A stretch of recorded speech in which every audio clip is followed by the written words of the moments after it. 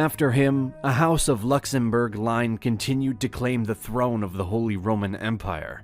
And in 1354, Emperor Charles IV decided to turn the County of Luxembourg into a duchy. Not long after, in the first half of the 15th century, the Duchess of Luxembourg, Elizabeth Gorlitz, sold the duchy to Duke Philip the Good of Burgundy.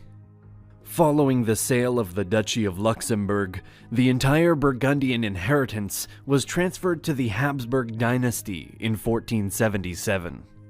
After the Habsburg territories were split ensuing the abdication of Emperor Charles V in 1555 through 1556, the Spanish Habsburgs took control of Luxembourg, and it was eventually joined by today Belgium as part of the Spanish Netherlands.